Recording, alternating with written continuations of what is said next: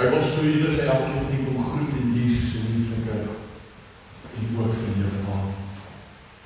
Baie dankbaar vir die wat vanmôre saam met ons in die huis van die Here is, maar ook baie dankbaar vir elkeen wat inskakel op sosiale media en al die platforms waarop ons uitsaai. Dankbaar dat u ook saam met ons gekom het. I'm no longer a slave to fear, but I am a child of God. And this morning I want to call out to the children of the Lord. I want to call out to the child of God within you to open your heart and allow Him to move in you. Om op te laat, om in te beweeg in elke plek en in elke deel van die lewe. Ek wil graag nooi om saam met ons te lees in die woord van die Here in die boek van Matteus, die 27ste hoofstuk. Ons gaan lees vanaf vers 32 tot 36 en daarna gaan ons oor na die 28ste hoofstuk toe en ons gaan lees vers 1 tot 6. Matteus die 27ste hoofstuk, ons gaan lees vers 32 tot 36 en dan oor gaan na hoofstuk 28 toe en ons gaan lees vers 1 tot 6. Matthew chapter 27, and we'll be reading from verse 32 to 36 and then move over to chapter 28 from verse 1 to 6. Matthew chapter 27 from verse 32 to 36 and then 28 verse 1 to 6. Verskoning. En toe hulle uitgaan, kry hulle 'n man van Sirene met die naam van Simon. Hom het hulle gedwing om sy kruis te dra. En hulle het gekom op 'n plek wat Golgotha genoem word. Dit beteken plek van die hoofskedel. En vir hom aanskynlik galg gemeng gegee om te drink. En toe hy dit proe, wou hy dit nie drink nie. En nadat hulle hom gekruisig het hulle sy klere verdeel deur die lot te werp, sodat vervul sou word wanneer die profeet gespreek het. Hulle het my klere onder mekaar verdeel en oor my gewaad die lot gewerp. En hulle het gaan sit en hom daar bewaak. Hoofstuk 28 vanaf vers 1 tot 6 en laat na die Sabbat, toe dit begin lig word in die eerste dag van die week, kom Maria Magdalena en die ander Maria om na die graf te gaan kyk. En daar kom 'n groot aardbewing wat 'n engel van die Here het in die hemel neergedaal en gekom en die steen van die opening wegrol en daarop gaan sit. En sy gedaante was soos weerlig en sy kleding wit soos sneeu. En hy het vrees vir hom en die wagte gebewe en soos dooies gewol. Maar die engel antwoord en sê vir die vroue, moenie vrees nie, want ek weet julle soek Jesus wat gekruisig is. Hy is nie hier nie.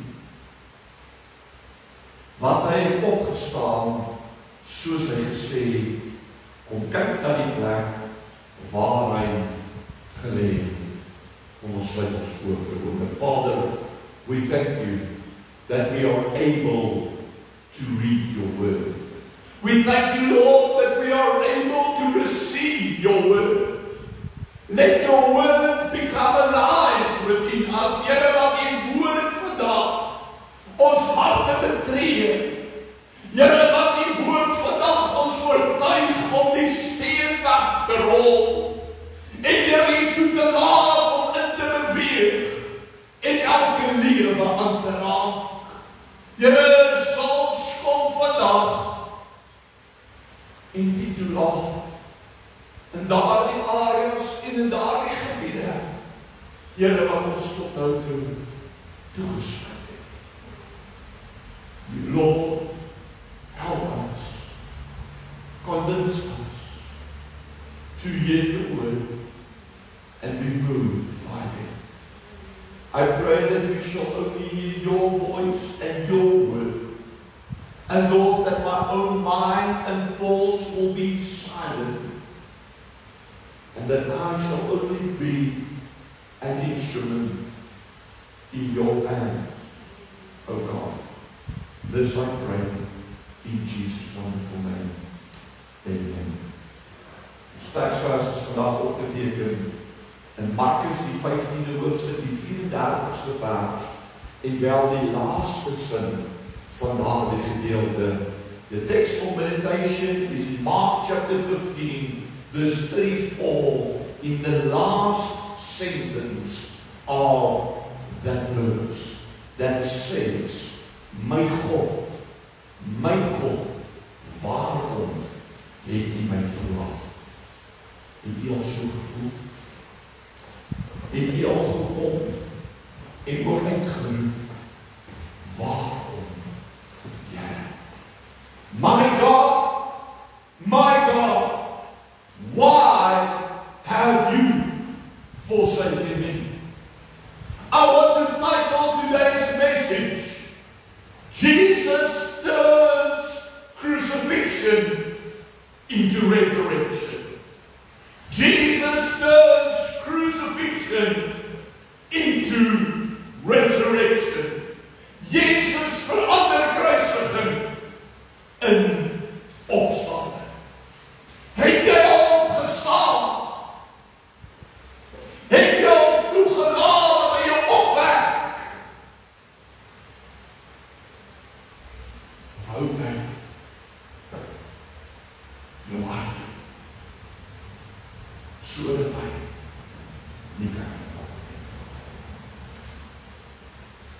Jesus turned crucifixion into resurrection. Will you be truthful? And will you be honest with yourself today? What part of your life has died? And why? What part, what section of your life has died? And why? Did a part of you die because you went through loss in your life? Did a part of you die because someone else crucified you? Did it die because you endured heartache and pain? Did it die because you were misrepresented before others? Did it die because you made mistakes and failed and through it all suffered shame? Of het ons dalk in onsself gesterf sodat Christus deur ons kan lewe? In laasgenoemde geval het ons dan geleer dat Jesus kruisiging verander in opstanding. Maar tog is die werklikheid dat baie mense tot hierdie besef gekom het en die lewe beleef wat Jesus wil en kan gee. Die waarheid vir elkeen van ons vandag is dat Jesus jou kruisiging wil verander in opstanding. Jou sterwe lewend wil maak. Dis die waarheid wat die werklikheid van jou lewe wil oorwin en beskryf. We tend to keep our graves concealed, and nobody, and yes, I mean nobody, is allowed to enter into that area of my life. When Mary and Mary Magdalene went to the grave, they found that it wasn't concealed anymore, but that the stone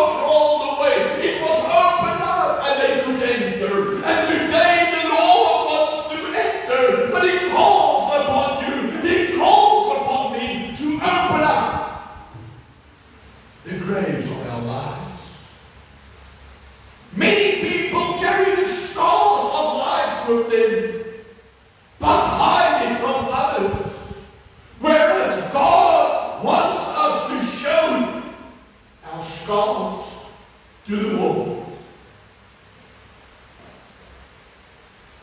Many people, in fact, I want to say all people, carry the scars of life with them. But many hide it from others, whereas God wants us to show them to the world. Jou pyn, ongeag die rede daarvoor, is nie bedoel om weggesteek te word nie. Want jy sien mense identifiseer nie met suksesvolle mense nie, maar met gebroke en opregte mense. Iemand wat verstaan. Iemand wat iets deurgemaak het en kan getuig. Mense identifiseer nie met suksesvolle mense nie, maar met gebroke en opregte mense. Daarom is jou pyn, ongeag die rede daarvan, nie bedoel om weg te steek.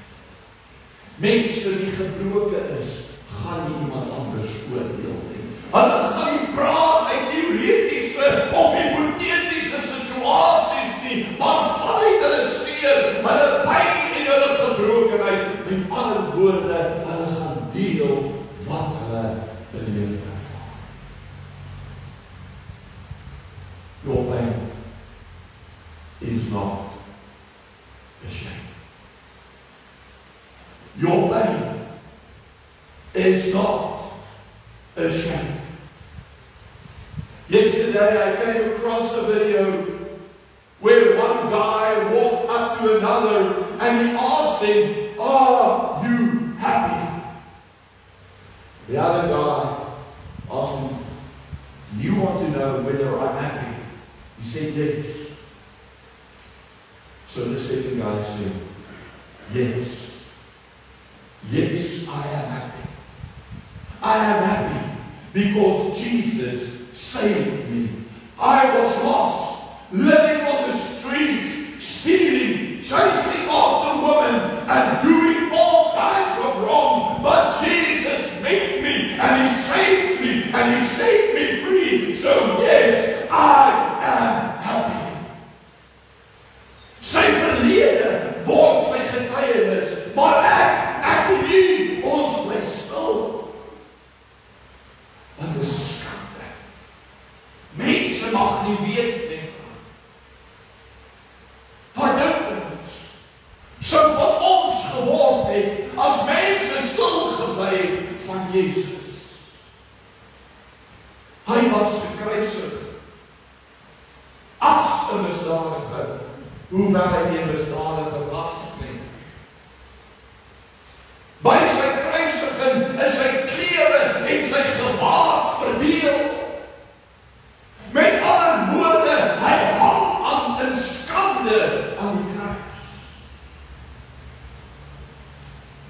Maar niemand dink aan die skande nie.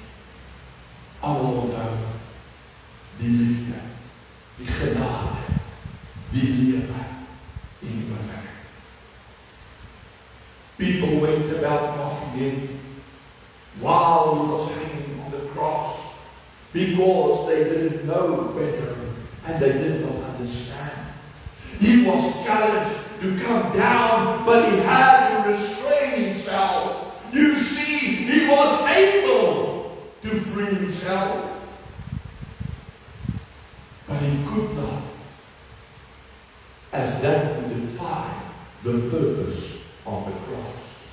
While hanging there, he then asked a question which all of us ask when we go through these type of situations and circumstances in life. Hy vra, my God, waarom het U my verlaat? Ons sê, ons mag nie vra waarom in die lewe nie, maar Jesus vra, waarom? Ek gaan nie vandag in detail gaan oor hierdie vraag spesifiek. My God, waarom het U my verlaat nie? Baie word van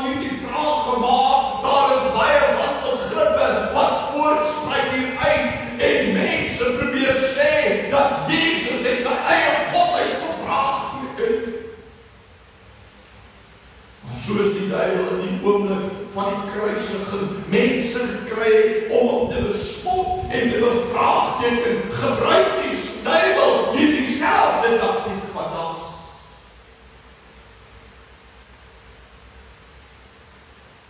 There is sufficient and suitable explanations. There are sufficient and suitable explanations as to why Jesus asked a specific question to prove that it had nothing to do, that it doubted his godliness or the like. But I'm not going into that today. If you need that answer, come and speak to me afterwards. But Jesus shows us how we act in these type of situations. Why, Lord? Why me, Lord? Why do you allow this, Lord? Why do you protect me, Lord? And so we ask many whys.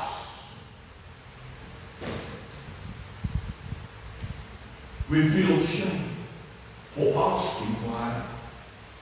But Jesus shows us that we may ask why. God doesn't allow things in our lives if there isn't a purpose with them. If it isn't something that He wants to use. You see, there are things that God can use you in, which He can't use me in, for I do not have the experience. I did not go through the same that you went through, and vice versa. Your greatest shame and your greatest pain should become your greatest destiny. But we keep silent. Jou grootste leerstelling, jou grootste fout, jou grootste pyn, jou grootste mislukking, noem dit op vandag wat jy wil, jou grootste wat ook al, moet wees jou grootste oorwinning en gebruik. Hoe gebruik en benut ons foute, ons pyn en ons teleurstellings? Hoe gebruik ons hulle? Mislukkings en dies meer, liewe kind van die Here, is nie daar om jou te vernietig nie.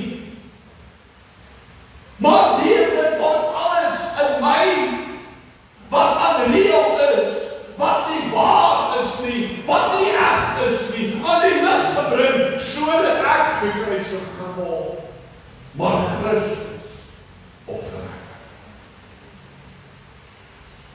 Deur dit alles word ek gekruisig,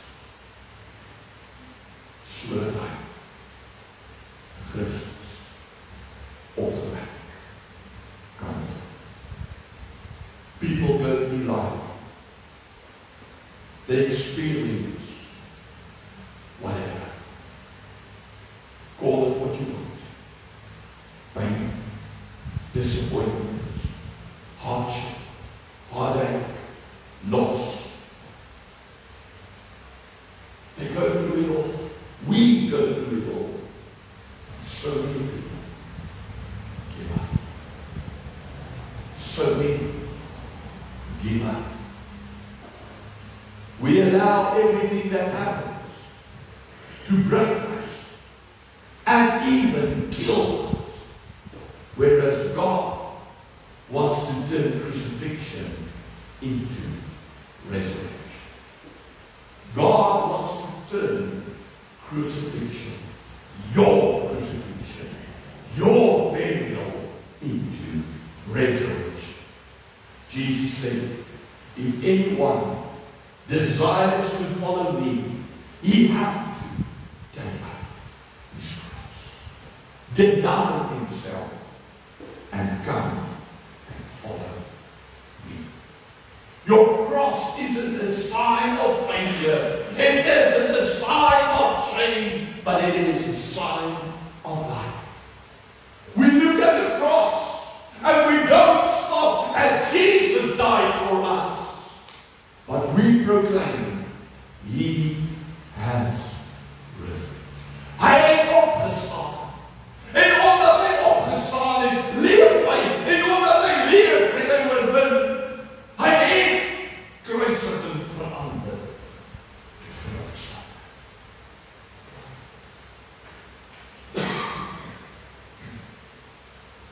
Wat in jou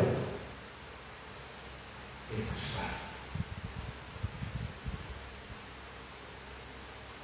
Ek het vandag begin en gesê, ek wil roep tot die kind van God in jou. En ek wil vir jou vra, wat in jou het gesterf? Is jy vandag bereid om jou graf oop te maak en Jesus in jou lewe?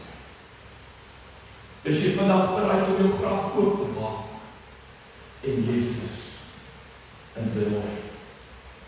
Toe Jesus daar by Lazarus se graf staan, toe sê hy, neem die steen weg. Hulle sê vir hom, Here, jy verstaan nie, hy ryk al, hy is al 4 dae dood. Die feit dat hy geruim het, hy dood is, maak nie saak nie. Kan ek dit plain wegstel? Kan ek dit plat en eenvoudig stel? Die feit dat hy ryk, dat hy stink, maak nie saak nie. Jesus wil kruisiging en dood omskep in lewe en in opstanding. Ook vandag wil hy dit vir jou kom doen. Would you and I allow to do it? What is died and why? What is died and why? I'm closing off. En ek wil julle die agtervra vir my, daai klip opgesit van die ligte afskakel. I'm closing off with a powerful clip. A section, for it's not the full testimony, but a section of a testimony from a well-known preacher living today. He's not someone who lived tens of years ago, but he lives today. He has a mega church in Texas, and he speaks about his and his family's greatest test and pain. And would you therefore come today as you listen to this testimony? Will you come and embrace your crucifixion and call Jesus into it today as you listen to Pastor Rick Warren's and his wife's testimony? Scott, Anya, please put it up on the screen. Their youngest child had taken his own life. And I remember standing there in that driveway with Kay, hugging each other, and we are sobbing. And it was the most painful moment of our life. A moment when this couple, who helped millions build the foundations of their faith, experienced their own struggle to believe. And Kay reached down, she was wearing a necklace and it said, "Choose joy." And she held that out, "Choose joy." And I thought, how do you choose joy when your heart is breaking in 1,000 pieces? How do you have joy in that kind of situation? Jesus can turn crucifixions into resurrections. He can take the darkest dark spots in our life and actually even use them for good.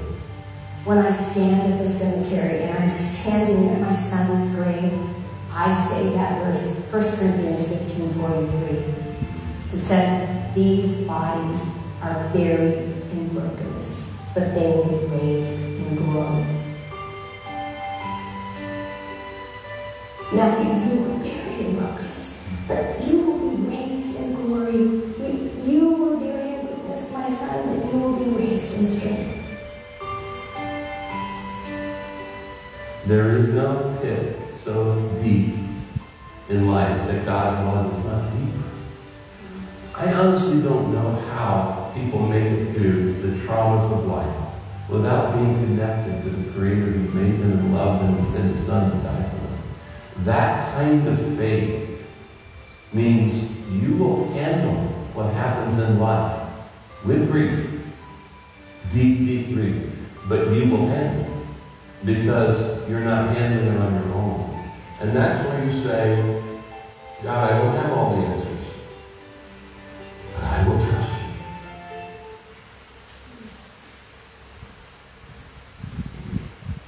Are you willing? Are you willing to trust Him today? Are you willing to open up your heart today? Are you willing to call Him into your grave today? Sal jy op die nacht? Om jy vanmorgen te kom optel en lewe te kom gee? Sal jy toelaat dat jou lewe vir hom getuienis word? Want iemand het nodig om dit te hoor en te weet in jou diepste smart, in jou diepste seerkry, in jou diepste teleurstelling, in your deepest misrepresentation. God's love is deeper than that. And He has carried you through. Will you open your grave this morning? Kom sluit ons toe. Here, U verlang so diep. Here, net ons lewens aan te raak. Here, U verlang so diep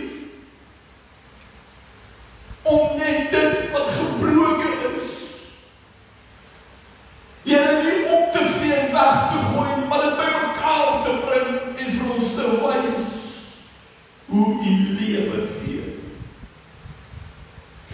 en dit gebruik tot die verheerliking. Ongeag wat is, ongeag of ek vra, waarom Here? Why me? Why this? Why did you not? Or whatever why I might ask. Even if I'm there helping you realize today, I can't ask this question. For you asked it. My God, why? And then you answer, you turn crucifixion into resurrection. Doe dit vandag in elke hart en in elke lewe. En Here, bring mense tot lewe. Bring die Lazarus uit die graf uit vandag. En kom Here, en verheerlik Uself in harte en in lewens. Dis my gebed in Jesus se wonderlike naam. Sal U die naamprediker van die woord wees. Sal jy ons ook vandag, Here, in die liefde, blydskap en vrede en bring ons weer op die tyd veilig staan. Dis my gebed in Jesus se wonderlike naam.